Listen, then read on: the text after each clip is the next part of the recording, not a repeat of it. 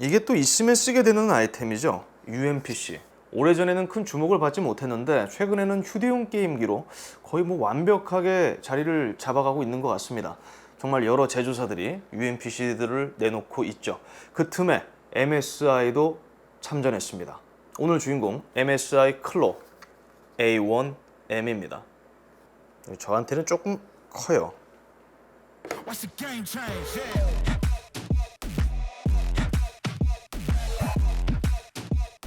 MSI 최초의 UMPC입니다. 클로라는 타이틀처럼 인체공학적인 그립 디자인, MSI가 자랑하는 쿨러 부스트, 하이퍼플로우, 쿨링 솔루션, 동급 대비 오래가는 53Wh의 배터리 수명이 특징인 7형 FHD UMPC입니다. 이 친구의 가장 중요한 특징 중 하나는 AMD 라이젠이 아닌 인텔 코어 울트라 7 프로세서를 탑재했다는 점입니다. 보기 드물죠.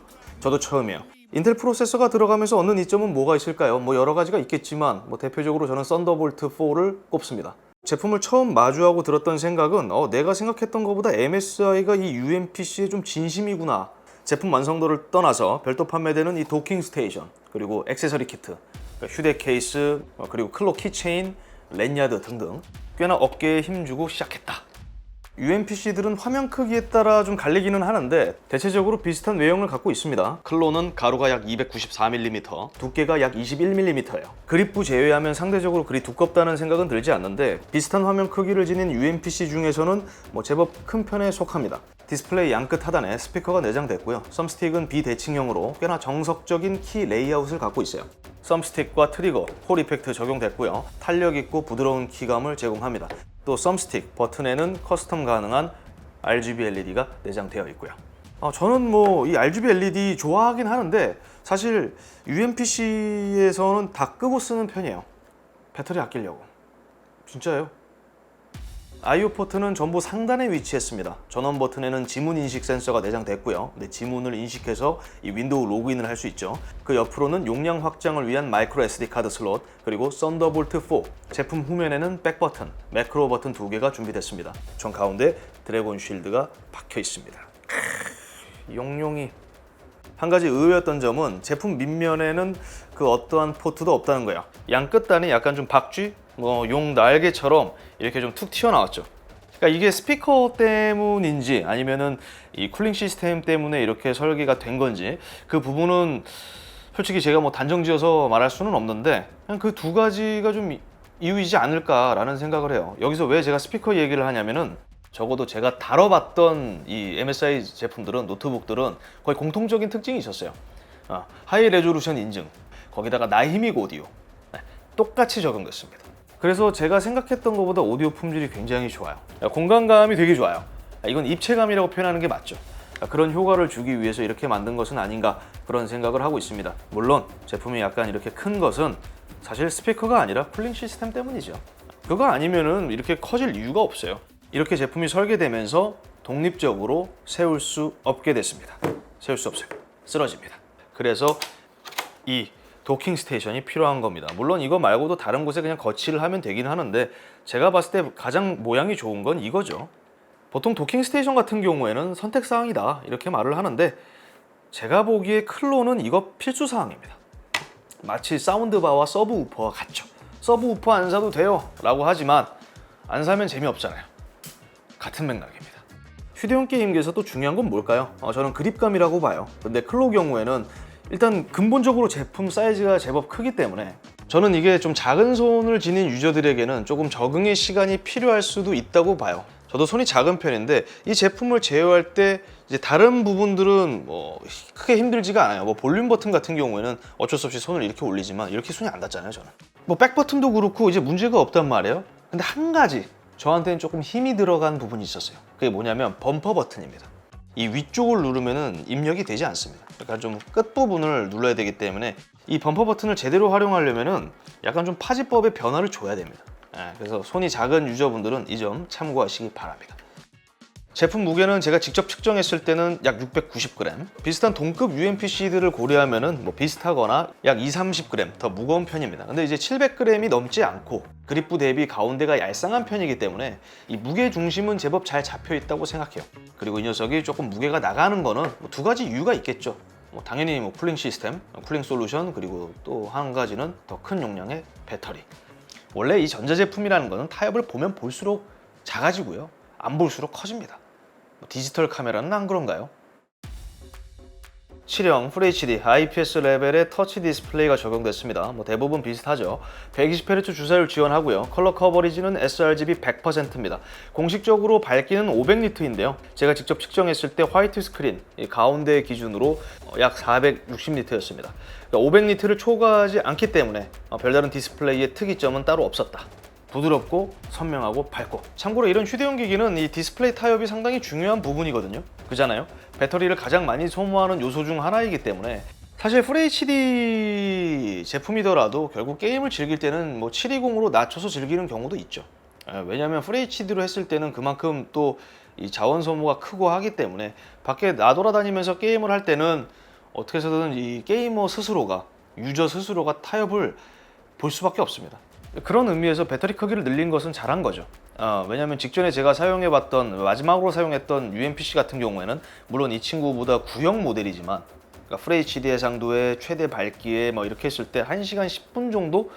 제 기억에는 그 정도밖에 쓰지 못했어요. 근데 이 클로 같은 경우에는 1시간 30분 정도, 동영상만 감상했을 때는 한 3시간 정도 사용할 수 있었습니다. 다시 말씀드리지만 최대 밝기에 이 RGB LED 다 켜고 그 상태로 테스트를 한 겁니다. 어쨌든 한 20분, 30분 정도 더 긴 배터리 수명을 갖고 있는 거죠.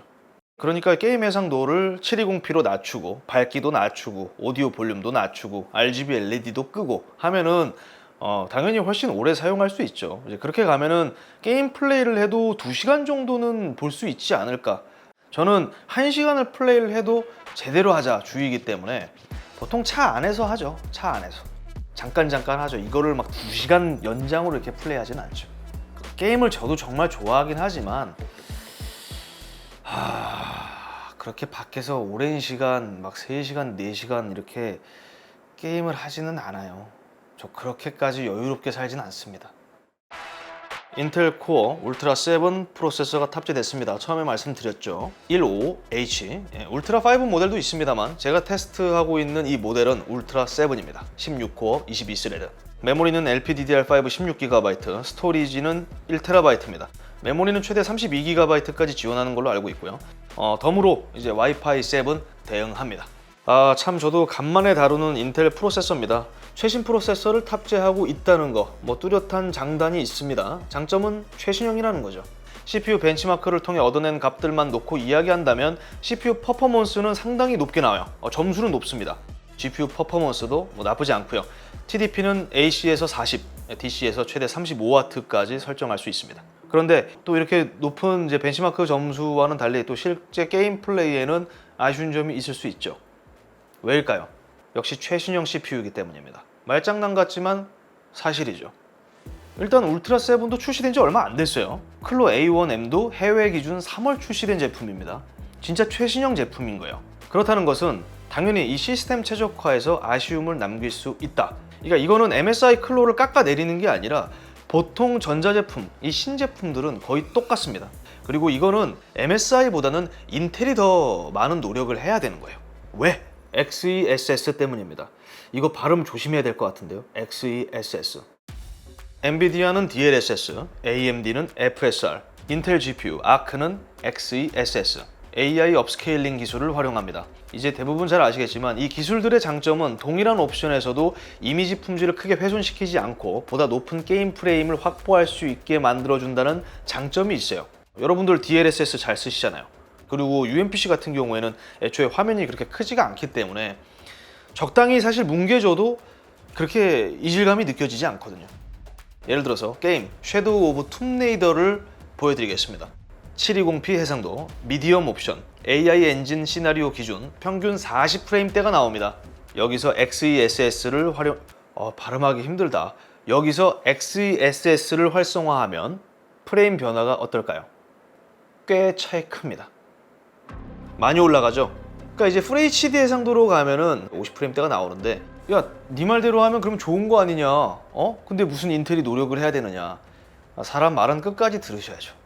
대부분 이것도 잘 아실 텐데 XeSS가 나온 지 얼마 안 됐어요. 대응하는 게임이 그렇게 많지 않다는 겁니다. 정확히 말씀드리면 이렇게 프레임을 뻥 튀게 할 수 있는, 이 즐거움을 줄 수 있는, 이걸 대응하는 게임이 몇 안 된다는 거죠. 상대적으로. 어쌔신 크리드 미라지, 용과 같이 시리즈, 고담 나이트, 포르자 호라이즌 5 등등, 그러니까 당장 공식적으로 약 90여 개입니다. XESS를 지원하는 게임이. 그래서 이 울트라 세븐을 활용하는 이 클로 A1M 사용자들의 만족도를 높이기 위해서는 인텔이 더 많은 노력을 기울여야 한다는 겁니다. 제가 이 친구로 지금 로스트 아크를 포함해서 한 게임 8개를 설치해서 이제 플레이를 해봤는데요. 트리플 A 게임들은 이제 평균적으로 FHD 옵션에서 한 4-50프레임대를 유지했습니다. 그러니까 완벽하게 60프레임을 넘기지는 못했어요. 60프레임을 넘기려고 한다면은 당연히 해상도를 낮춰야죠. FHD 포기해야 됩니다. 어쩔 수 없어요. 그럼 뭐 다른 것도 뭐 마찬가지죠. 누가 더 최신 프로세서를 사용하느냐, 누가 더 발열을 잘 억제하느냐, 뭐 그런 것들을 좀 눈여겨볼 수밖에 없죠. UMPC는. 클로우 경우에는 그 부분에서 확실히 나은 모습을 보여주고 있어요. 당연히 고사양 게임을 돌리면 이제 뜨거워지죠. 열은 이제 발생하는데 그렇게 이제 불쾌감을 줄 정도로 뜨겁다, 저는 그렇게 느끼진 못했습니다. 그리고 팬 소음 역시 그렇게 크지 않습니다. 팬 소음을 듣기 위해서 볼륨을 다 꺼볼게요. 자, 지금 FHD로 설정이 되어 있고요. 인텔 XESS 퍼포먼스로 되어 있습니다. 굉장히 부드러워요 지금. 여기서 벤치마크를 돌려보겠습니다. 그러니까 제가 이걸 테스트할 때 수동으로 TDP 값은 조절하지 않았어요. 제가 이것저것 다 해봤는데 그냥 AI 시나리오를 쓰는 게 가장 효율적이었습니다. 대세를 따라야죠. 요즘 대세 트렌드 AI 아닙니까?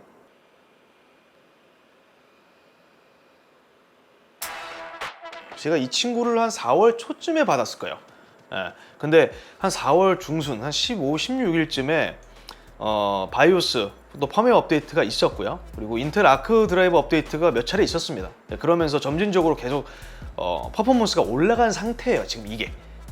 그래서 저는 조금 더 긍정적으로 더 보고 있는 겁니다. 어쨌든 언제 어디서든 내가 원하는 게임을, 또 트리플 A급 게임을 구동할 수 있다는 거는 뭐 다른 UMPC도 마찬가지지만 같은 이제 통으로 봤을 때 확실히 즐거움을 줄 수 있는 장치인 것은 저는 맞다고 생각해요. MSI 센터 M 뭐 이렇게 소프트웨어 이야기를 잠깐 하자면요. 사용자가 전용 툴을 불러오거나 이제 화면을 전환할 때 이 속도가 굉장히 좀 빠르고 정확한 편이에요. 오작동이 없어요.